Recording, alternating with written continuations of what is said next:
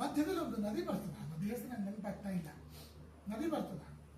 ಆ ನದಿಯಿಂದ ಎಷ್ಟೋ ಸಾವಿರಾರು ವರ್ಷಗಳಿಂದ ನದಿ ತನ ಬರಬೇಕು, ಆಮೇಲೆ ನಾವಿನೊಳಗೆ ಅದನ್ನು ಇಟ್ಕೊಳ್ಬೇಕು, ಆಮೇಲೆ ಅದನ್ನು ಹೋಗ್ಬೇಕು. ಅದು ಎಷ್ಟೆಷ್ಟು ವಜ್ಜೆ ಗೊತ್ತಾ. ಅಲ್ಲಿ ಇರ್ತಕ್ಕಂಥವ್ರು ಎಷ್ಟು ಪಹಲ್ವಾನು, ಪ್ರತ್ಯೇಕ ಅದನ್ನು ವ್ಯಾಯಾಮ ಮಾಡ್ಬೇಕು. ಅಲ್ಲಿ ಅರ್ಚಕರ ಅದೇನದ ಸಾಮಾನ್ಯ ಇರಂಗಿಲ್ಲ, ಒಯ್ಲಿಕ್ಕೆ ವಜ್ಜೆ ಅಂತ ಹೇಳಿ ನೋಡ್ರಿ ನೀವು. ಒಬ್ಬೊಬ್ರು ಹಜಾನುಭಾವಗಳು ಇರ್ತಾರೆ, ನೋಡಿದ್ರೆ ಇವ್ರು ಇದು ಮಾಡ್ತಾ ಇದ್ದಾರೆ ಏನಪ್ಪ, ಜಿಮ್ ಮಾಡಿ ಅದೇನು ಇದು ಇರ್ತಿರ್ತಲ್ಲ ಫ್ಯಾಷನ್ ತೋರಿಸೋದು, ಇದು ಆ ತರಹ ಅಂತ ನಿಜವಾಗ್ಲೂ ಆ ಶಕ್ತಿ ಬೇಕಾಗ್ತದೆ ಅಂತ.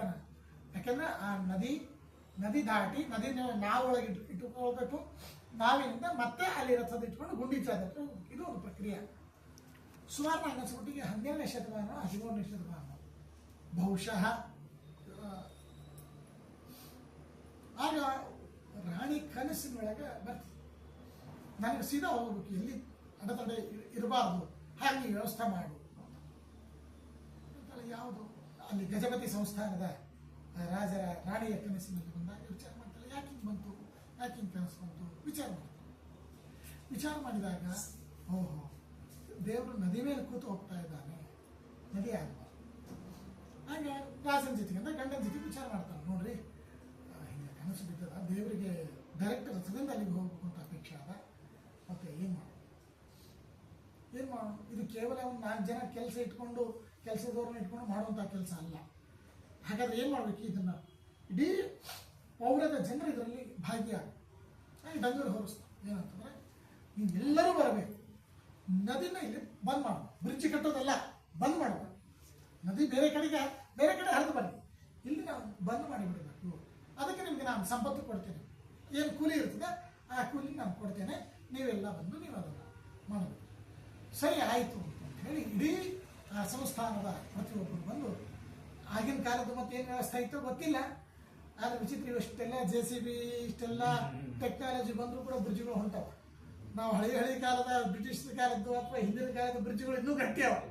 ಮತ್ತೆ ಅದರ ಆಗಿನ ಕಾಲದ ಟೆಕ್ನಾಲಜಿ ಏನು ಅದಕ್ಕೆ ಹೇಳ್ತಿರ್ತಲ್ಲ, ವಿಶ್ವೇಶ್ವರಯ್ಯ ಕಟ್ಟಿಸಿದ್ದು ಇವತ್ತಿಗೂ ಕೂಡ 2 ಬ್ರಿಡ್ಜ್, ಒಂದು ಪೂರ್ಣಾದ ಒಂದು ಬ್ರಿಡ್ಜ್ ಮತ್ತು ಇನ್ನೊಂದು ಕರ್ನಾಟಕದಲ್ಲಿ ಇರ್ತಕ್ಕಂಥದ್ದು. ಯಾವ ಥರ ಆಟೋಮೆಟಿಕ್ ಇಲ್ಲ, ಯಾವ ಥರದ ಸೆನ್ಸಾರ್ ಇಲ್ಲ, ಏನಿಲ್ಲ. ನೀರು ಜಾಸ್ತಿ ಬಂತಂದ್ರೆ ಕೆಬ್ಬಣದ ಬಾಗಿಲು ತನ್ನಚಿತಾನ ತಕ್ಕೊಳ್ತದಂತೆ. ಆ ಲೆವೆಲಿಗೆ ಬಂತಂತಂದ್ರೆ, ನೀರು ಕಡಿಮೆ ಆಯ್ತಂದ್ರೆ ಕೆಬ್ಬಣ ಬಾಗಿಲು ತನ್ನಚಿತಾನ ಮುಚ್ಕೊಳ್ತದಂತೆ. ಅಲ್ಲಿ ಯಾವ ಬಟನ್ ಇಲ್ಲ, ಯಾವುದೂ ಇಲ್ಲ. ಮತ್ತೆ ಯಾವ ಟೆಕ್ನಾಲಜಿ ನೋಡ್ರಿ, ಅಂದ್ರೆ ಆ ಪ್ರಾಚೀನ ಕಾಲದ ಒಂದು ಇದನ್ನ ನೋಡ್ತಾ ಇದ್ರೆ ಆಶ್ಚರ್ಯವಾಗ್ತದೆ. ಅಂಥದ್ದು ಆಗಿನ ಕಾಲದಲ್ಲಿ ಆ ನದಿನ ಮುಚ್ಚಿಸ್ಬೇಕು, ಬೇರೆ ಕಡೆ ಹಾಗೆ ಮಾಡಬೇಕು ಅಂತ ಮಾಡ್ತಾ ಇದ್ದಾರೆ. ಎಲ್ಲ ಹಾಕಬೇಕು, ಮತ್ತೆ ಎಲ್ಲ ಹೊಡ್ಕೊಂಡು ಹೋಗ್ಬೇಕು. ಇದೇನಿದು ಒಂದು ದಿವಸ ಸ್ವಾಮಿನಿ ಏನೋ ಆಜ್ಞೆ ಕೊಟ್ಟಿ ಖರೆ, ನಾನು ಮಾಡ್ತಾ ಇದ್ದೇನೆ, ಮಾಡಿಸ್ತಾ ಇದ್ದೇನೆ, ಅದರ ಕೆಲಸ ಆಗ್ತಾ ಇಲ್ಲ. ಏನು ಸುಮ್ಮನೆ ಕೆಲವು ಸರ್ತಿ ಕೆಲಸ ಬಿಡ್ತಿರ್ತಾವೆ, ಎಲ್ಲ ಕೆಲಸಕ್ಕೂ ಪ್ರಾಶಸ್ತ್ಯ ಅಲ್ಲ ಇದು ಅಂತ. ಹಾಗೆ ದೇವರು ಹೇಳ್ತಾರೆ, ನೀವು ಹಾಕಿಸ್ತಾ ಇದ್ದೀವಿ, ಹೆಂಗೆ ಹಾಕಿಸ್ತಾ ಇದ್ದಿ, ನಾನು ರೊಕ್ಕ ಕೊಡ್ತೇನೆ ಹಾಕಿಸ್ತಾ ಇದ್ದೀನಿ ಅಂತ ಅಹಂಕಾರದಿಂದ ನೀವು ಮಾಡ್ತಾ ಇದ್ರಿ. ಈ ಥರ ಅಹಂಕಾರದಿಂದ ಮಣ್ಣು ಹಾಕಿಸಿದ್ರೆ ಆ ನದಿ ನಿಲ್ಲಂಗಲ್ಲ. ಮತ್ತೇನು ಮಾಡ್ಬೇಕು, ಭಕ್ತಿಯಿಂದ ಹಾಕು ಅಂತ ಹೇಳು, ಭಕ್ತಿಯಿಂದ ನನ್ನ ಸೇವಾ ಕೈಂಕರ್ಯ ಮಾಡಿ, ಆಗ ನೀರು ನಿಲ್ತದೆ, ಬೇರೆ ಕಡೆಯಿಂದ ಬರ್ತದೆ ಅಂತ. ಅದು ಸ್ವಲ್ಪ ಸೂಚನೆ ನೋಡಿ. ಆಗ ನಾನು ಸಂಪತ್ತು ಕೊಟ್ಟು ಮಾಡಿಸ್ತೀನಿ ಅಂತಂದಾಗ ನಿಲ್ಲಿಲ್ಲ, ಮತ್ತೆ ಪ್ರಾರ್ಥನೆ ಮಾಡಿಕೊಂಡಾಗ ಭಕ್ತಿಯಿಂದ ಹಾಕ್ರಿ, ಆಗ ನದಿ ಬೇರೆ ಕಡೆ ಬರ್ತದೆ, ಇಲ್ಲಿ ಇದಾಗ್ತದೆ ಅಂತ ಹೇಳಿದಾಗ ಸರಿ ಅಂತೇಳಿ ಆಗ ಮತ್ತೆ ಹೇಳ್ತಾರೆ, ಇಲ್ಲ ಅಂದ್ರೆ ರಾಜ ಆಗಲಿ ಎಲ್ಲರೂ ಭಕ್ತಿ ಭಾವದಿಂದ ಆ ಮಣ್ಣನ್ನು ಹಾಕೋಣ ಅನ್ನೋ ದೃಷ್ಟಿಯಿಂದ ಮತ್ತೆ ಶುರು ಮಾಡ್ತಾರೆ. ಆಗ ನದಿ ಬೇರೆ ಕಡೆಯಿಂದ ಹರಿತದೆ. ಇಲ್ಲಿ ಇವತ್ತಿಗೂ ಕೂಡ 800-900 ವರ್ಷ ಆಯಿತು, ಬಹುಶಃ ಹೆಚ್ಚು ಕಡಿಮೆ. ಅದು ಯಾವ ಥರದ ಪ್ರತಿಬಂಧಕ ಇಲ್ಲ, ಯಾವ ಥರದ ಇದು ಇಲ್ಲ. ಅಂದರೆ ಈ 2 ಮಾತು, ಅಂದ್ರೆ 2 ಮಾತು ಏನು, ಇಂದ್ರಧ್ವಜ ಮತ್ತು ಇದ್ರದ್ದು ಅಹಂಕಾರ ಇರಬಾರ್ದು. ನಾನಾಯಿತು, ನನ್ನ ಮಕ್ಕಳಾಯಿತು, ನನ್ನ ಮೊಮ್ಮಕ್ಕಳಿಗಾಯಿತು ಅಹಂಕಾರ ಬಂದು ಎಲ್ಲಿ ನಿನ್ನ ಸೇವಾ ಕೈಂಕರ್ಯದಲ್ಲಿ ಪ್ರತಿಬಂಧಕ ಆದಿತ್ತು ಅಂತ ಆ ರಾಜ ಆ ಥರ ಕೇಳ್ಕೊಂಡ.